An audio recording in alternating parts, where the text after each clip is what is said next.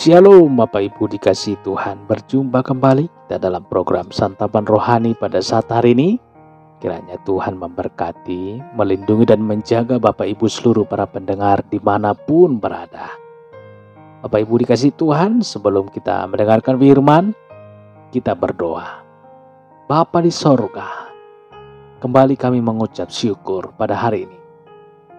Suatu kesempatan yang Tuhan berikan untuk kami mendengarkan kebenaran firman-Mu. Urapilah Tuhan pendengaran kami, hati, tubuh dan jiwa kami, supaya dapat menerima kebenaran firman-Mu.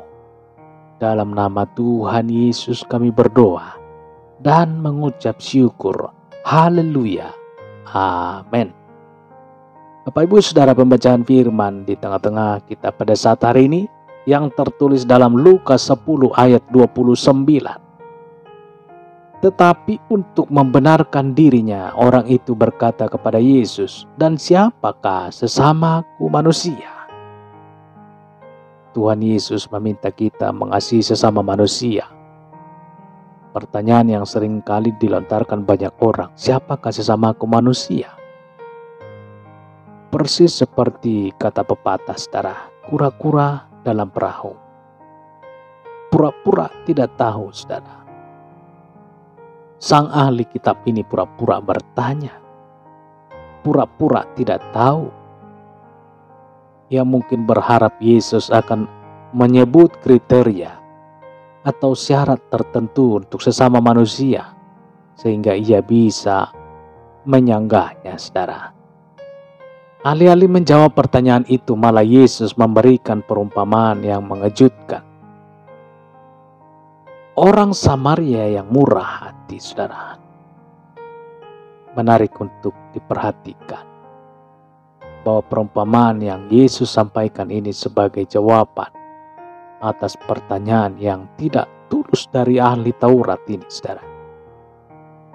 Ahli Taurat ini sengaja hendak menguji Yesus. Sesungguhnya ia tidak benar-benar ingin tahu tentang kebenaran.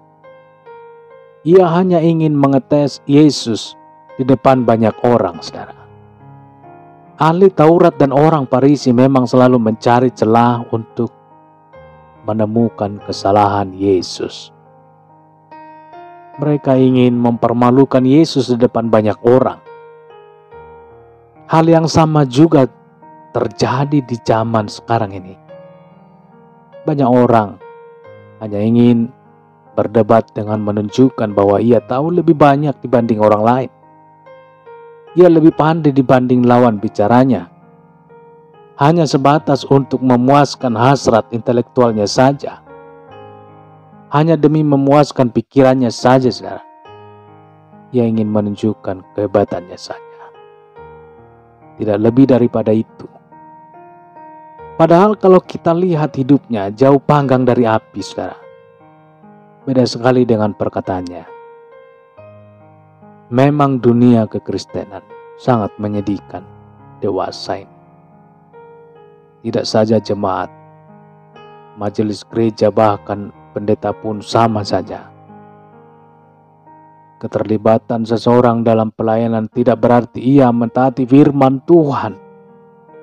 Saudara dikasihi Tuhan, ketika dihadapkan pada kebutuhan sesamanya, pada saat ia melihat sesamanya menderita dan membutuhkan uluran tangannya, baik sang imam maupun orang Lewi sama-sama tidak peduli.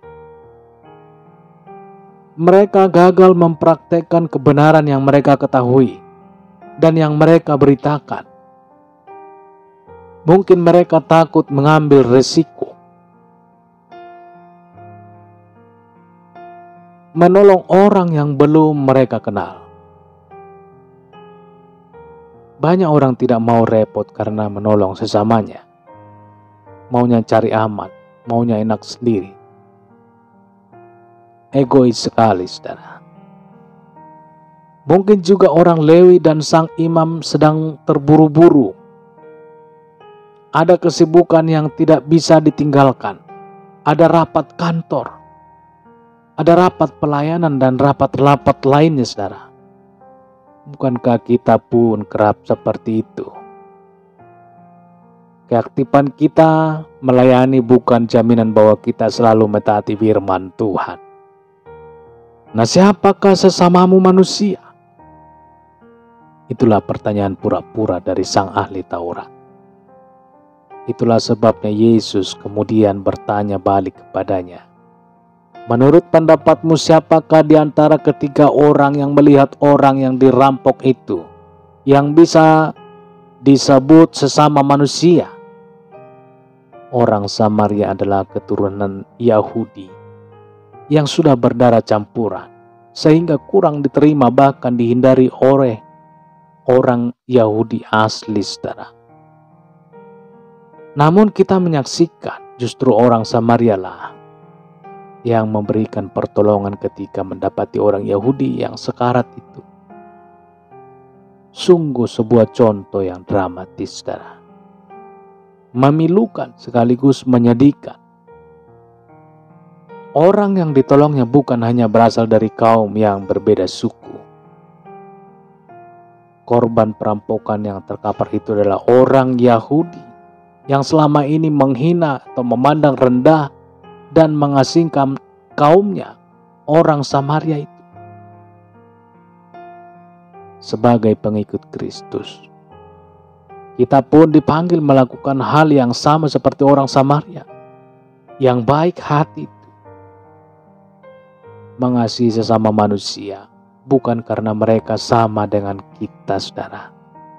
Bukan juga karena ia pernah berbuat baik kepada kita.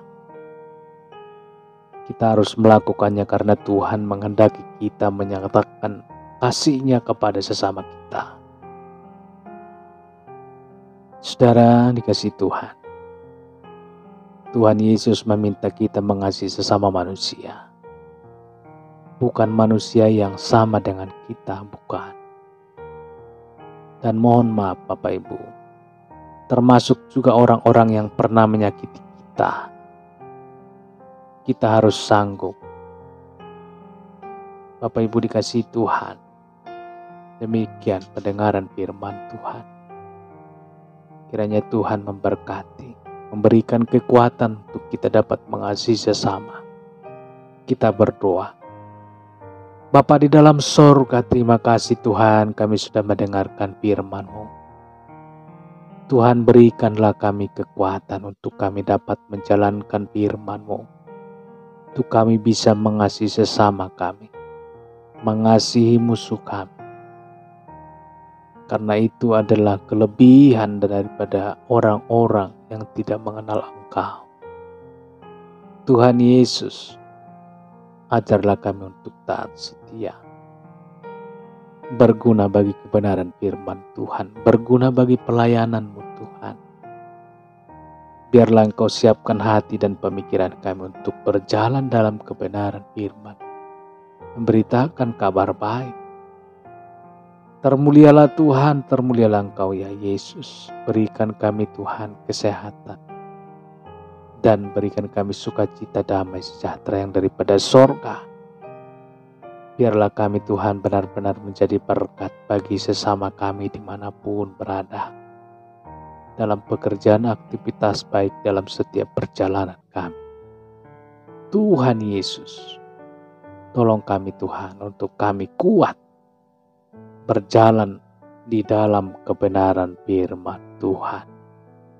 Terpujilah nama-Mu. Kami juga teringat Tuhan, di antara para pendengar apabila ada yang mengalami suatu penyakit, tangan kasih Tuhan dan pertolongan-Mu Tuhan yang menjamah tubuh yang sakit pada saat hari ini, sehingga yang sakit disembuhkan.